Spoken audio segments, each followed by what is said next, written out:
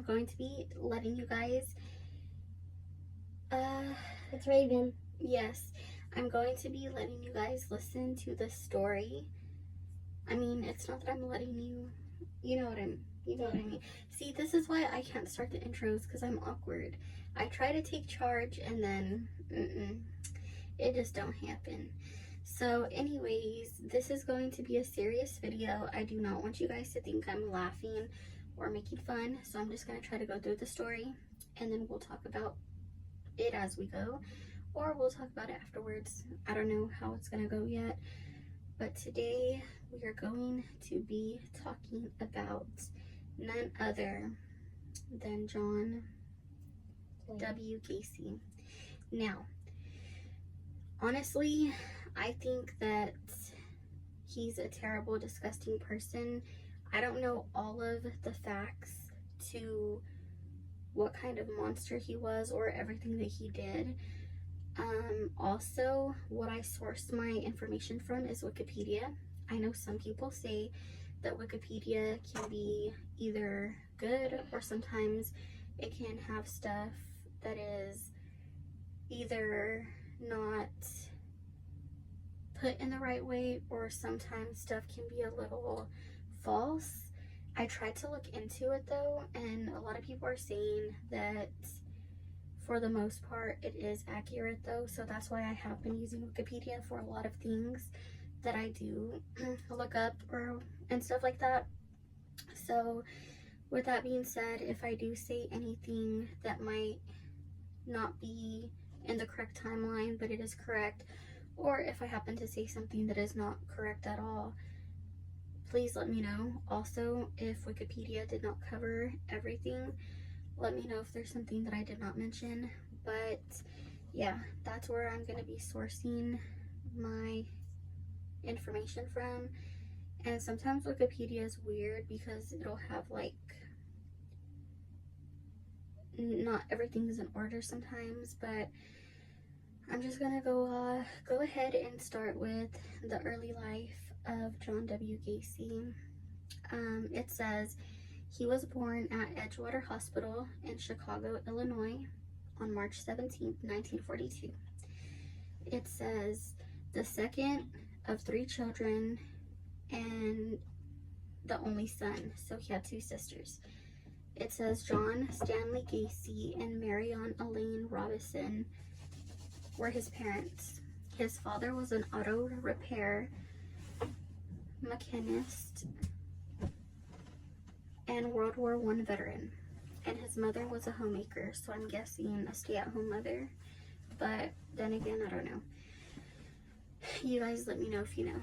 It says Gacy was of Polish and Danish ancestry, and his family was Catholic.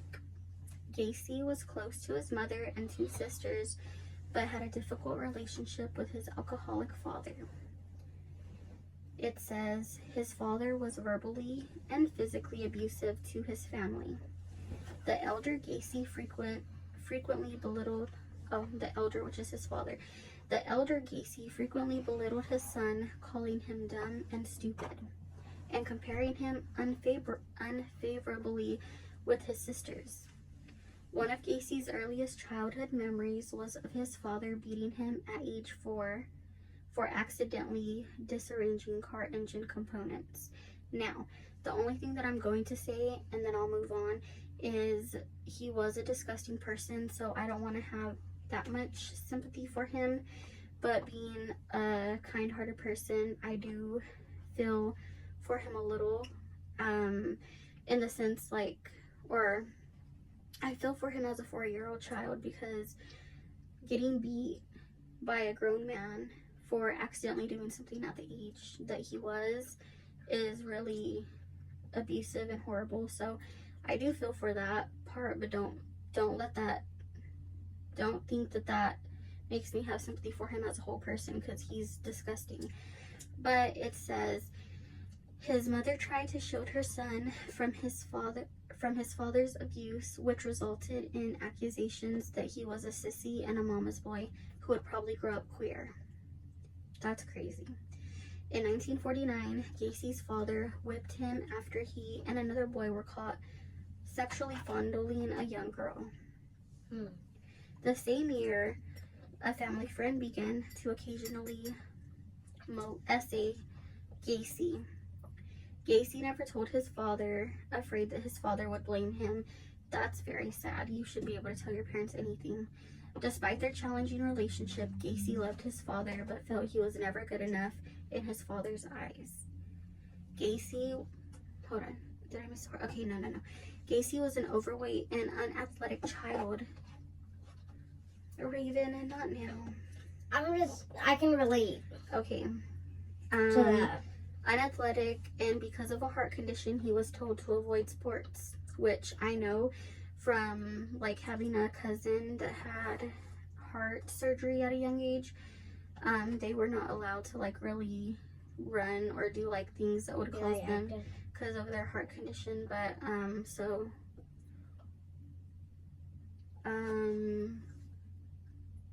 yeah. It says in the 4th grade, Gacy began to experience blackouts. He was hospitalized on occasion because of these episodes, and also in 1957 for a burst appendix. Gacy later estimated that between the ages of 14 and 18, he had spent almost a year in the hospital. He attributed the decline of his grades to missing school. Gacy's medical condition was never conclusively diagnosed, and his father suspected he was malingering, so like faking probably. Let us know. On one occasion, he openly accused his son of faking as he lay in a hospital bed. Okay, so that was a little of his early life, and then let's get down to, it says career origins. Was his dad a serial killer himself? I don't think so, but like having an abusive father, that's just like, he was definitely not a good person. I mean, I'm not saying that his father being abusive made him become a serial murderer, but like that could have attributed to some of it, you know. It says in 1960, at age 18, Gacy became involved in politics, working as an assistant precinct captain for a local Democratic Party candidate. This led to more criticism from his father, who called him a patsy. What does that mean? It said the same year Gacy's father bought him a car. He kept the vehicle title in his own name until Gacy had paid for it, which took several years. His father would confiscate the keys if Gacy did not do as he said. In April 1962, Gacy purchased an extra set of keys. In response, his father removed the distributor cap, keeping the component for 3 days. Hours after his father replaced the cap, Gacy left home and drove to Las Vegas, Nevada, with $136 to his name in the hope of residing with a cousin. Ugh, my damn bottom lip hurts. It says Gacy worked in the Las Vegas ambulance service before being transferred to Palm Mortuary. He worked as a mortuary attendant for 3 months, observing morticians, embalming bodies, and occasionally serving as a pallbearer. Okay. He slept, sorry, I gotta find it. He slept on a cot behind the embalming room. That's kind of creepy. But, I mean, and later confessed that one evening, while alone, he clambered into the coffin of a teenage male. Yeah, I was, like, saying that's creepy that he had to stay there, like, where the dead bodies were, but I'm more creeped out now for the dead body. I mean, I bet the dead bodies were, like, I'm scared for them now. Like, I thought that's kind of sad because, you know, who would want to sleep right behind a wall where they embalm bodies? Yeah. But no, the poor bodies, like, they're the ones that had to worry, not him. That's crazy. So it said he crawled into a coffin of a teenage male, and at this point he was already an adult. He was like probably 18 or 19, I want to say. Maybe a little older. It says, embracing and caressing the body before experiencing a sense of shock. This experience prompted Gacy to return home. Shortly thereafter, Gacy enrolled in Northwestern Business College despite having failed to complete high school. He graduated in 1963 and took a management training position with the Nunn-Bush Shoe Company. In 1964, the company transferred him to Springfield, Illinois to work as a salesman and eventually promoted him to department manager. In March of that year, he became engaged to Marilyn Myers, a co-worker. During their courtship, Gacy joined the local chapter of the Jaycees. That same year, he had his second homosexual experience. According to Gacy, a colleague in the Jaycees plied him with drinks and invited him to spend the evening on his sofa. The colleague then performed oral on him while he was drunk. By 1965, Gacy had risen to the position of vice president of Springfield Jaycees and was named third most outstanding Jaycee in Illinois. Okay. Now, Waterloo, Iowa. It says KFC manager Gacy and Myers married in September 1964. Marilyn's father subsequently purchased 3 Kentucky Fried Chicken restaurants in Waterloo, Iowa. Why are you laughing? Oh, I thought they were going to say something else. No. So his wife's father purchased 3 KFCs in Waterloo, Iowa. The couple moved there so Gacy could manage the restaurants, with the understanding that they would move into Marilyn's parents' former home. So her parents had money. The offer was lucrative. Gacy would receive $15,000 per year, the equivalent of about $152,600 as of 2025. Damn. So he was making pretty good money. Plus a share of the restaurant's profits. Gacy opened a club in his basement where his employees could drink alcohol and play pool. Although Gacy's employed teenagers of both sexes, he socialized only with the males. Gacy gave many of them alcohol before he made sexual advances. If they rebuffed him, he would claim his advances were jokes or a test of morals. That's crazy. That's disgusting. So basically, like, he would hit on them, and then if they were like, no, we're freaked out, he'd be like, I was just testing you, or like seeing what you would do, basically. Ew.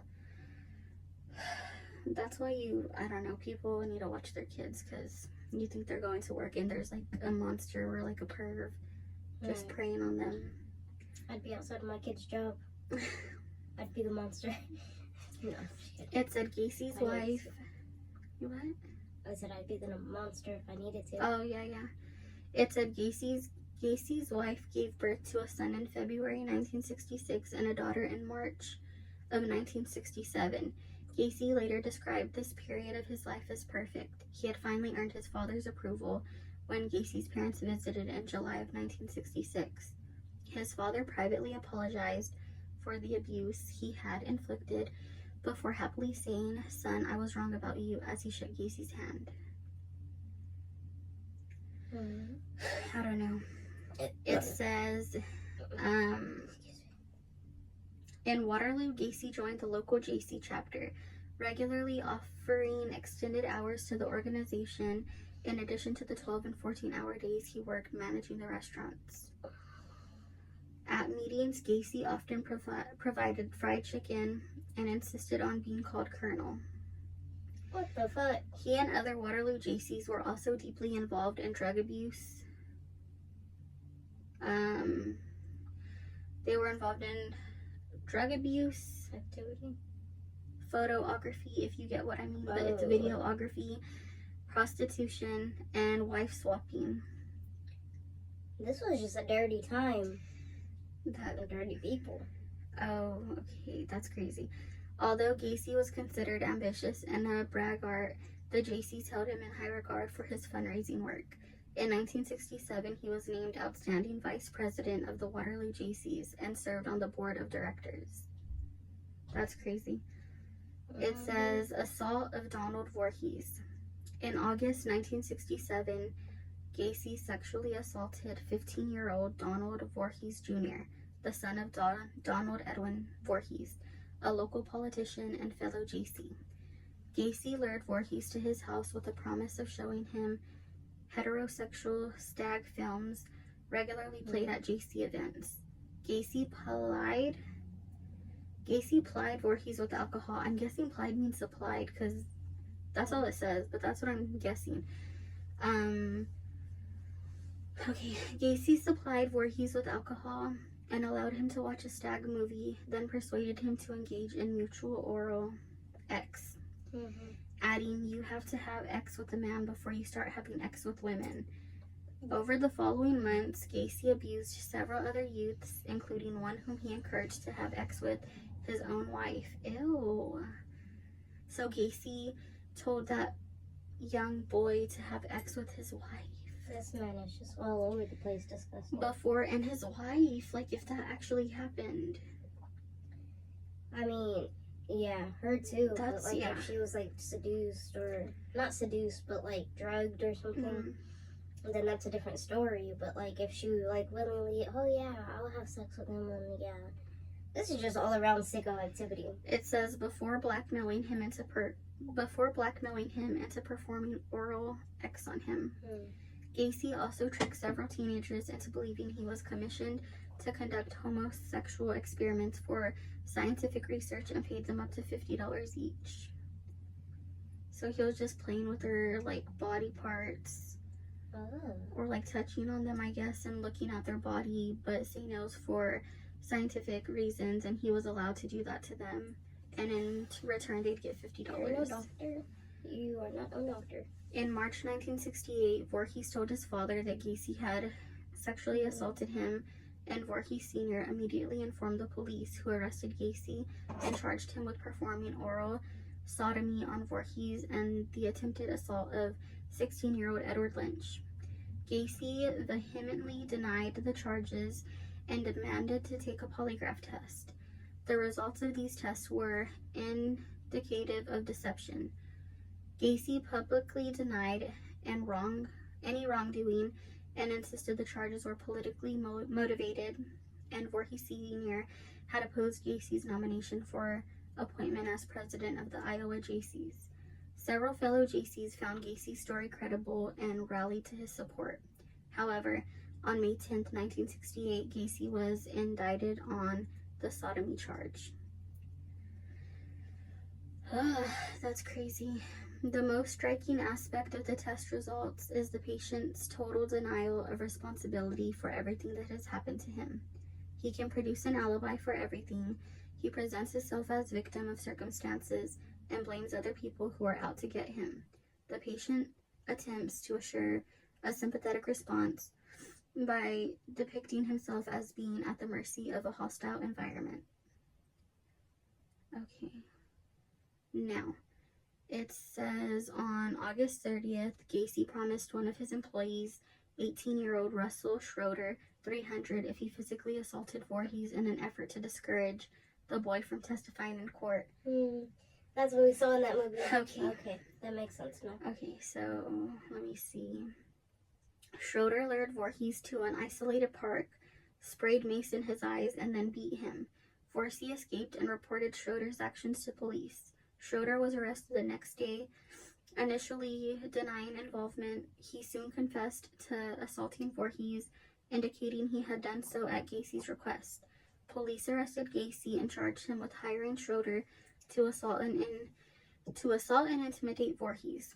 On September 12th, Gacy was ordered to undergo a psychiatric evaluation at Psychiatric Hospital of UOI, which is University of Iowa. 2 doctors concluded he had an antisocial personality disorder, the clinical term for sociopathy and or psychopathy, I hope I'm saying that right, was unlikely to benefit from treatment, and his behavior pattern was likely to bring him into repeated conflict with society. The doctors concluded Gacy was mentally competent to stand trial. Now, let's see. I hope you're See? not bored, and I hope you understand. I do, but like that's the thing. Like the doctors, they were like, "Well, treatment's not gonna help him, so just let him go." Like, no, y'all are at fault for those murders too, dude. Because y'all could have kept him. Yeah. I'm not trying to be too loud because my nephew's right across that wall. But like, y'all could have kept him at that hospital, dude. Like, if y'all can fucking keep me at a hospital for literally just depression and suicidal tendencies, then y'all could have kept that man there until y'all like had a good feeling that he was actually better. Like That is true. y'all could have tried a little harder and everything. They could have, like, but oh, go ahead. If y'all would have at least tried and then released him and then he still did his sicko shit that he did, then at least y'all know that y'all at least tried. But y'all didn't even try at all. Y'all just like evaluated him and it was like, oh, well, he has this, but treatment's not gonna help, so just release him. Like, y'all are at fault for those murders too. I blame y'all too, dude. Because y'all, that's sick. It is sick. Okay. Now, it says conviction and imprisonment. On November 7th, 1968, Gacy pleaded guilty to one count of sodomy in relation to Voorhees, but not guilty to the charges related to the other youth. He claimed Voorhees had offered himself to him. That does not make it better. He's still a child. And you're disgusting. I need a drink of water. My mouth is getting dry. What did that post on Facebook say? Children cannot seduce you. Mm-hmm. Exactly.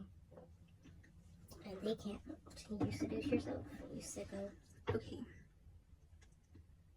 So, it says, he claimed Voorhees had offered himself to him and that he had acted out of curiosity. His story was not believed, and Gacy was convicted of sodomy on December 3rd and sentenced to 10 years imprisonment to be served at the Anamosa State Penitentiary. That same day, Gacy's wife petitioned for divorce, requesting that she be awarded the couple's home and property, sole custody of their 2 children, and alimony. The court ruled in her favor, and the divorce was finalized on September 18th, 1969, and Gacy never saw his wife or children again. That's like good on her part. Yeah. And also, I was wondering, because we had watched a movie on Tubi about the situation, and like I never saw children at all or whatever. So, I mean, good for her. But still, I'm still kind of conflicted on whether or not she was trying to be a part of his sicko activities, or if he just like mentioned to the child, well, like, you and my wife should do something, and then like he never told his wife. I don't know, but still, I'm like conflicted on that. But let me see. During his incarceration, Gacy rapidly acquired a reputation as a model prisoner. Within months of his arrival, he had risen to the position of head cook. He also joined the inmate GC chapter and increased membership from 60 to 650 men in less than 18 months. I would not be eating his food. I would literally fast or just starve. That's crazy. Gacy secured an increase in the inmates' daily pay in the prison mess hall and supervised several projects to improve conditions for inmates, including the installation of a miniature golf course. What the fuck? On the prison? Yes. What the fuck? He was presented with a Distinguished Service Award for his efforts within the inmate JC chapter in February of 1970. This is just crazy shit. In June of 1969, Gacy was denied parole, as he should, That's right. to prepare for a second scheduled parole hearing in May 1970. Okay. He completed 16 high school courses, obtaining his diploma in November of 1969. On Christmas Day of 1969, Gacy's father died from cirrhosis. I did mention earlier that his father was an alcoholic, so... Oh, cirrhosis. Oh, yeah. Cirrhosis was it? So, that was Christmas Day, 1969. Dang, right on Christmas? That's crazy. It is. It's crazy. Yeah. When informed of his father's death, I'm not laughing at his father dying, even though his father was a horrible person to him as a child. But that's so it's not dramatic. I'm sorry, I take it back. Gacy collapsed to the floor sobbing. It's not funny. It's not. Losing a parent's sad, so I'm not laughing at that. But I'm just saying, like, how dramatic they were with the article. Yeah. But maybe he really did, though. Probably. It says his request for supervised compassionate leave to attend the funeral was denied. See, that's fucked up. And you know, I'm sorry for cussing so much, guys. I'm really not trying to. But like, that's one thing that's messed up, because like, even though he's a shitty person, losing a parent does suck. And losing anybody really sucks if you're family and you're close to them, or you know them. Whether it's a friend or family member. But like, the fact that they can deny somebody is crazy. Like, if somebody in your family dies, or a close friend of the family dies, you should automatically be able to leave for that time period to attend the funeral. Like, it should not even be a decision that they have to come up with. Like, that's crazy. I mean, it's crazy, and I can relate to that personally. I mean, not like me personally, but like that did happen to like somebody close to me, like one of our family members. I think it was twice, actually. I think it was my grandpa and my cousin. When they passed away, like, my brother wasn't allowed to like get out and go to their funerals and stuff. So that does suck, and I'm not having any pity on him, because what he did was horrible, and he was on that dumbass shit. Or like, just sympathizing with like the fact of, yeah, like anybody, you know, like if somebody's in there for poverty or drugs, or just being at the wrong place at the wrong time, and they didn't commit a crime at all, and like one of their family members passes, and then they're denied the right to go to the funeral, then that's just sad, dude. That is. It shouldn't be a question. It shouldn't be. But anyways, sorry. It says, return to Chicago. Gacy was granted parole with 12 months probation on June 18th, 1970, having served 18 months of his 10-year sentence.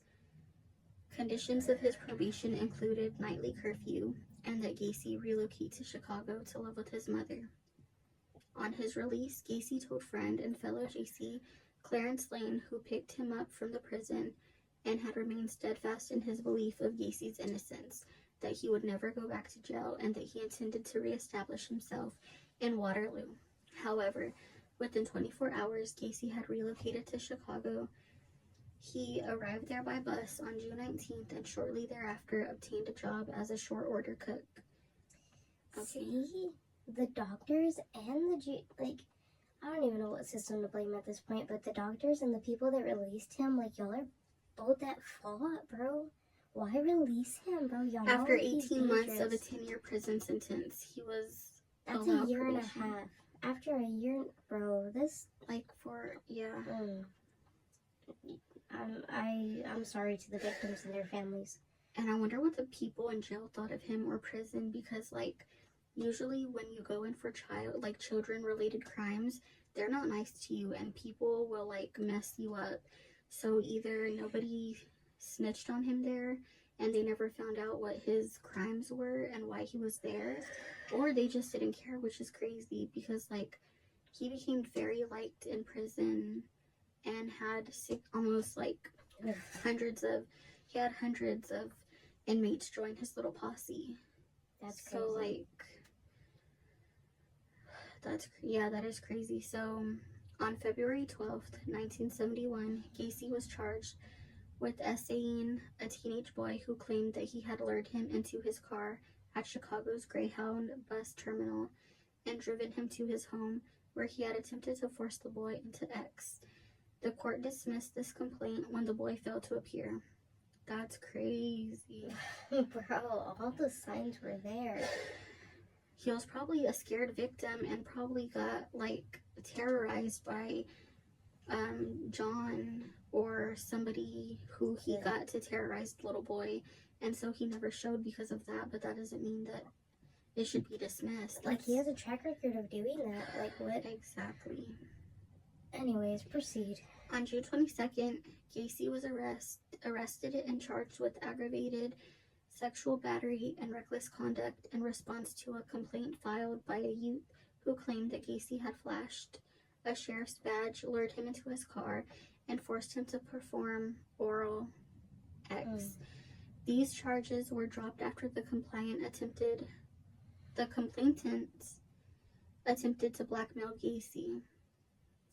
The Iowa Board of Police did not learn of these incidents.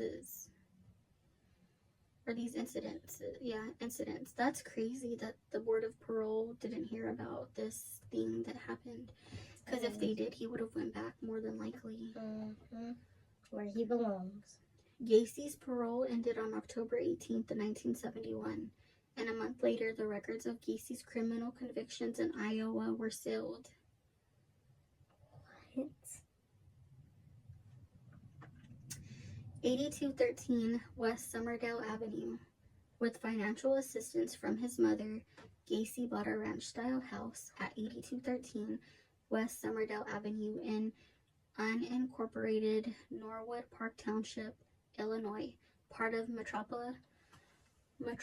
metropolitan Chicago. He lived there until his arrest in December of 1978. Okay. And according to Gacy, committed all his murders there. Gacy was active in his local community and helped towards his neighbors. He willingly loaned his construction tools and plowed snow from neighbors' walks free of charge. From 1974 to 1978, he hosted themed annual summer parties. These events were attended by up to 400 people, including politicians and business associates. Second marriage and divorce. Okay. In August 1971, shortly after Gacy and his mother moved into the house, he became engaged to Carol Hoff, whom he had briefly dated in high school. Carol and her 2 young daughters from a previous marriage moved into the house soon after. This is just crazy. They were married on July 1st, 1972. Gacy's mother moved out of the house shortly before the wedding. By 1975, Gacy had told his wife that he was bisexual. After the couple had sex on Mother's Day that year, he informed her this would be the last time they would do so. He began spending most evenings away from home, only to return in the early morning with the excuse that he had been working late or conducting business meetings. Carol observed Gacy bringing teenage boys into the garage in the early hours and also found gay videography and men wallets and identification inside the house. When she confronted Gacy about these items, he informed her angrily that it was none of her business. In October 1975... Yes, it is my business. I have 2 teenage daughters here that don't need to be around that shit. That's true. And she's your wife, so technically it is her business. Exactly. In October 1975, after a heated argument, Carol asked Gacy for a divorce. He agreed, although by mutual consent, she continued to live at his house until February of 1976. On March 2nd, the Gacy's divorce decreed on the false grounds of Gacy's infidelity with women was finalized. PDM contractors. Okay. In 1971, Gacy established a part-time construction business, PDM Contractors. With the approval of his probation officer, Gacy worked evenings on his construction contracts while working as a cook during the day. Initially, he undertook minor repair work, but later expanded to include projects such as interior design, remodeling, and landscaping. In mid-1973, Gacy quit his job as a cook so he could commit fully to his construction business. They really put a picture of him. By 1975, PDM was expanding rapidly and Gacy was working up to 16 hours per day. In March of 1977, he became a supervisor for PE Systems, a firm specializing in the remodeling of drugstores. Between the PE Systems and PDM, Gacy worked up to 4 projects simultaneously and frequently traveled to other states. By 1978, PDM's annual revenue was over $200,000. Now, next, it says, through his membership in a local moose club, Gacy became aware of a Jolly Joker Clown Club, whose members regularly performed at fundraising events and parades, in addition to voluntarily entertaining hospitalized children. In late 1975, Gacy joined the club and created his own character, Pogo the Clown and Patches the Clown. Pogo the SICKO. Devising his own makeup and costumes, he described Pogo as a happy clown, where Patches was a more serious character. Gacy seldomly earned more money for his performances and later said that acting as a clown allowed him to regress into childhood. He performed as both Pogo and Patches at numerous local parties, political functions, charitable events, and children's hospitals. Gacy's voluntary public service as a clown throughout the years of his murder led him to become known as the Killer Clown. Much of PDM's workforce consisted of high school students and young men. Gacy would often proposition his workers for X or insist on sexual favors in return for lending his vehicles, financial assistance, or promotions. Gacy also claimed to own guns, once telling an employee, "Do you know how easy it would be to get one of my guns and X you, and how easy it would be to get rid of the body?" In 1973, Gacy and a teenage employee traveled to Florida to view a property Gacy had purchased. While there, Gacy raped the employee in their hotel room. After returning to Chicago, this employee drove to Gacy's house and beat him in his front yard. Oh, no, that's right. Let me see. Gacy told his wife he had been attacked for refusing to pay him for poor quality painting work. Lying ass. In May 19... His wife? He was married again? Well, this was in 1973. Oh, it was the same woman, huh? She just never left the house. Hold on, give me a second so I can backtrack. Don't look at my stomach. Oh, by 1976, or let me see. Yeah, she was still at his house until 1976, and this happened in 1973. So, yeah. In May of 1975, Gacy hired 15-year-old Anthony Antonucci. I hope I'm saying that right. 2 months later, he went to Antonucci's home knowing the youth had an injured foot. The two drank a bottle of wine and then watched a heterosexual stag film before Gacy wrestled Antonucci to the floor and cuffed his hands behind his back. One cuff was loose and Antonucci freed his arm while Gacy was out of the room. When Gacy returned, Antonucci, a high school wrestler, grappled him, obtaining the key, and cuffed Gacy's hands behind his back. Gacy threatened Antonucci, then calmed down and promised to leave if he was freed. Antonucci agreed and Gacy left. Antonucci continued working for PDM for 9 months after this incident, and Gacy made no further attempts to assault him. On July 26th of 1976, Gacy picked up 18-year-old hitchhiker David Cram and offered him a job. With PDM, he began to work the same evening on August 21st. And then on August 21st, Cram moved into Gacy's house. The next day, Cram and Gacy had several drinks to celebrate his 19th birthday, with Gacy dressed as Pogo. Let me see. Gacy conned Cram into donning handcuffs, his wrists cuffed in front of his body rather than behind. He swung Cram around while holding the chain linking the cuffs and said he intended to grape him. Cram kicked Gacy in the face and freed himself. That's it. A month later, Gacy appeared at Cram's bedroom door, intending to grape him, saying, "Dave, you really don't know who I am. Maybe it would be good if you give me what I want." Cram resisted, straddling Gacy, who left the bedroom, stating, "You ain't no fun." Cram moved out on October 5th and left PDM, although he periodically worked for Gacy over the following 2 years. Shortly afterwards, another employee, 18-year-old Michael Rossi, moved in. Rossi had worked for PDM since May 23, 1976. He lived with Gacy until April of 1977. Rossi sometimes assisted Gacy in clowning at grand openings of businesses, Gacy as Pogo and Rossi as Patches. Let me see. Gacy entered local Democratic Party politics, initially offering use of his employees to clean party headquarters at no charge. He was rewarded with an invitation to serve on the Norwood Park Township Street Lighting Committee, subsequently earning the title of Precinct Captain. In 1975, Gacy was appointed director of Chicago's annual Polished Constitution Day Parade. Through his work with the parade, which he would supervise until 1978, Gacy met and was photographed with First Lady Rosalind Carter wearing an S pin indicating a person given special clearance. The event later became an embarrassment to the United States Secret Service.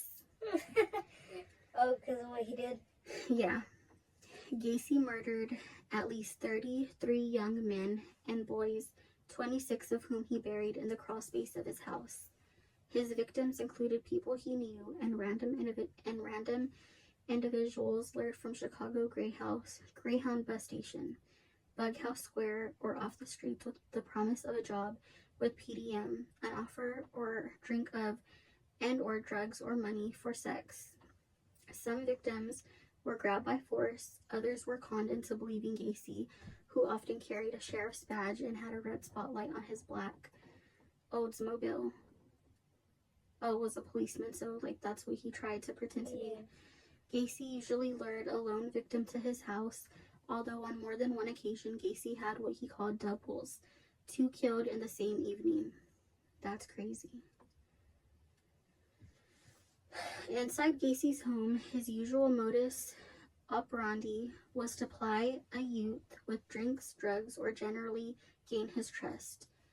He would then produce a pair of handcuffs to show a magic trick, sometimes part of a clowning routine. He typically cuffed his own hands behind his back, then surreptitiously, I don't know how to say that word, but then he would release himself with a hidden key. He then offered to show his intended victim the trick. With his victim restrained, Gacy proceeded to grape and torture. He frequently began by sitting on or straddling his victim's chest. That's a big bitch. Before forcing the victim to fillet him. Give him oral. Yeah. For those of you that don't know. Gacy then inflicted acts of torture, including burning with cigars, making his captive imitate a horse as he sat on their back and pulled a makeshift rein around their neck. You know that scene from Norbit where she's on the pony and it's crying? Yes. That's probably how they felt. And violation with foreign objects such as toys and prescription bottles after he had sodomized his captive. So he would use banana-shaped toys and prescription pill bottles to sodomize his victims. Yeah, it's a sicko. Gacy frequently, it says, mancled his captives' ankles to a 2x4 with handcuffs attached at each end, an act inspired by the Houston mass murderers. He also taunted many victims throughout their abuse and was known to have partly drowned several in the bathtub before repeatedly reviving them. Gacy typically murdered his victims by placing a rope tourniquet around their neck and progressively tightening it with a hammer handle. He referred to this as the rope trick, frequently informing his victim this is the last trick. Occasionally, the victim convulsed for an hour or two before dying. Although several victims died by asphyxiation from cloth gags stuffed deep in their throats. Except for his 2 final victims, all were murdered between 3 and 6 a.m. Gacy usually stored the victim's corpse under his bed for up to 24 hours before burying them in the crawl space, where he periodically poured quicklime to hasten decomposition. Some were taken to his garage and embalmed prior to burial. Gacy's first known murder occurred on January 3rd, 1972, according to Gacy's later account, following a family party. The previous evening, he drove to the Civic Center in Loop in the early morning to view a display of ice sculptures. He then lured 16-year-old Timothy Jack McCoy from Chicago's Greyhound bus terminal into his car. McCoy was on his way to his father's home in Omaha, Nebraska, and informed Gacy his bus was not due until noon. Gacy took McCoy on a sightseeing tour of Chicago and then drove him to his home with promises that he could spend the remainder of the night and be driven back to the station in time to catch his bus. That's so sad. Prior to McCoy's identification, he was known as Greyhound Busboy. Gacy claimed he woke up early that morning to find McCoy standing in his bedroom door holding a kitchen knife. He jumped from his bed and McCoy raised both arms in a gesture of surrender, accidentally cutting Gacy's forearm. Gacy disarmed McCoy, banged his head against the bedroom wall, and kicked him against the wardrobe. McCoy kicked Gacy in the stomach, That's a base doubling him over.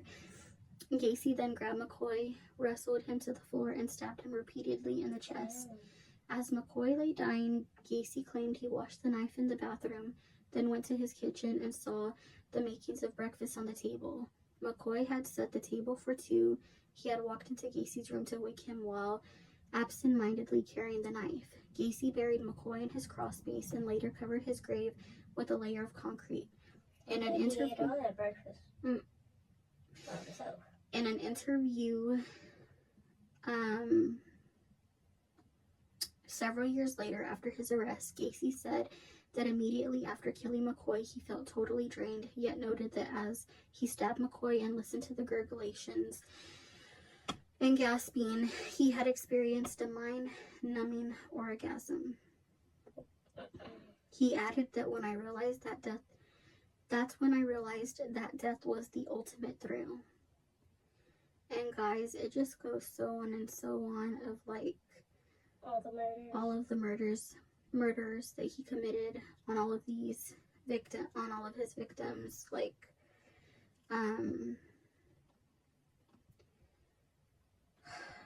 it's just so sad. Like, if you guys, because this video is getting pretty long, I thought I was gonna be able to go through everything. But if you guys want me to talk about all of the victims, I can do that. But I'm just gonna like skip to the part that everybody probably wants to know.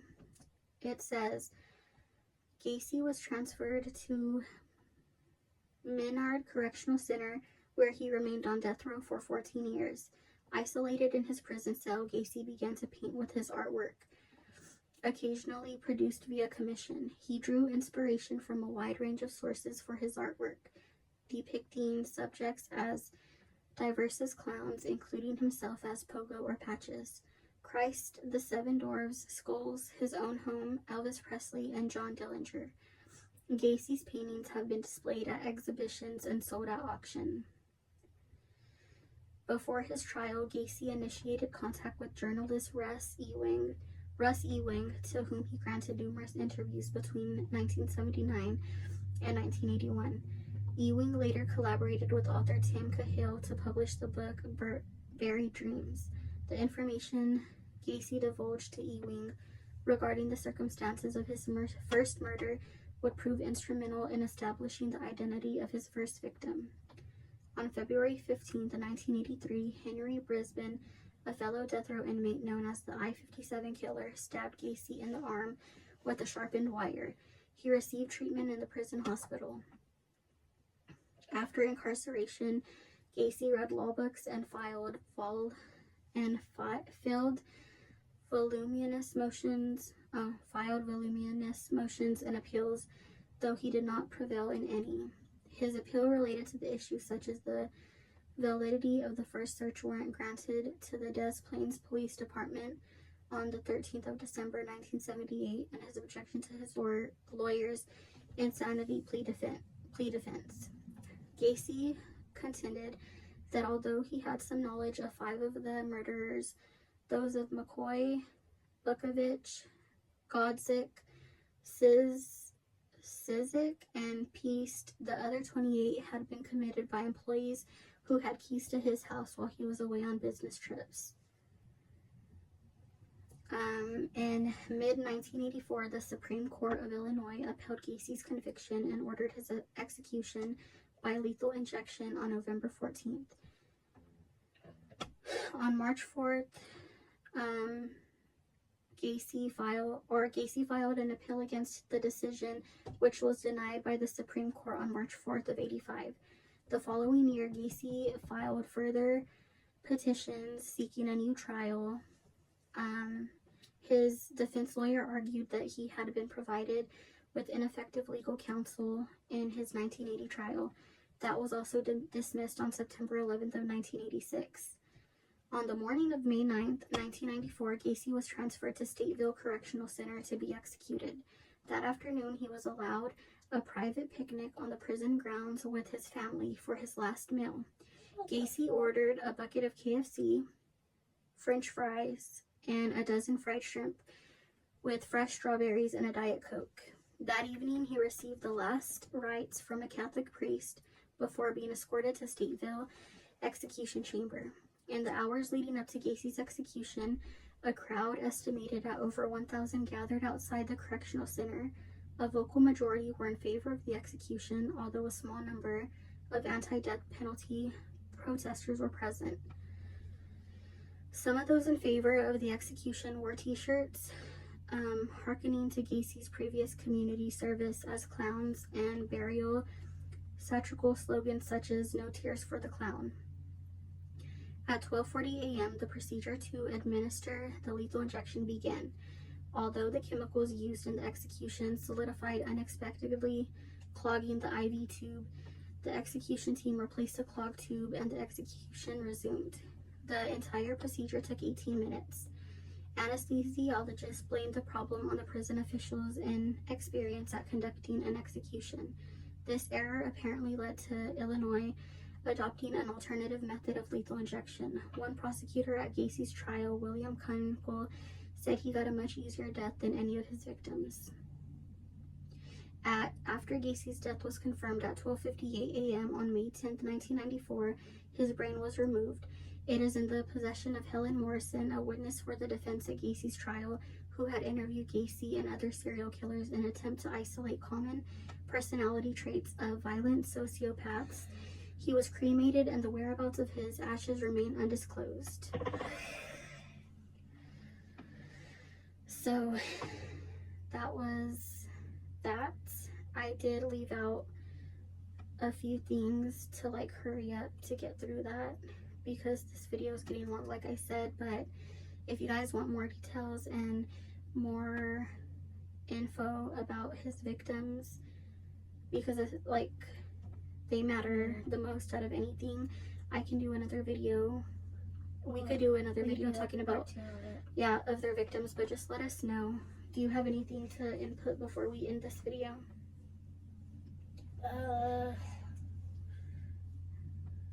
He did get an easier death than his victims. I feel like with situations like that, the families that lost,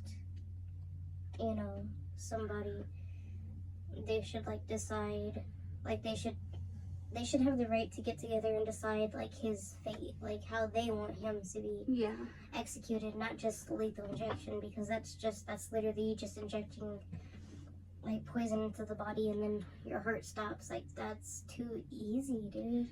And I don't know, maybe a lot of people are gonna be well, damn, Raven, that's harsh and stuff, but no, he literally killed 33 young boys and men for absolutely no reason, because he was sick.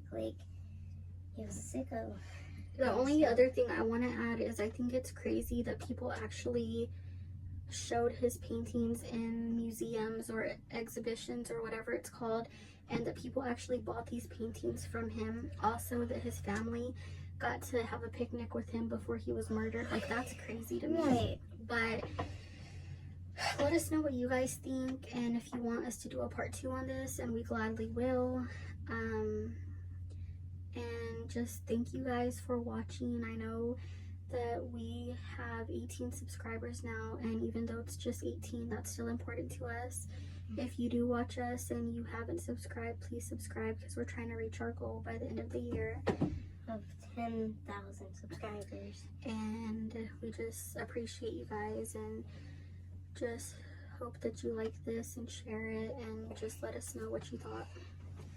But without any further ado, we're gonna go ahead and close this out. Yes, so with much peace and unconditional love, We will see you in the next video. Bye. Thank you. Bye. Love you.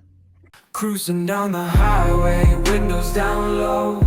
Sunset paints the sky in a fiery glow.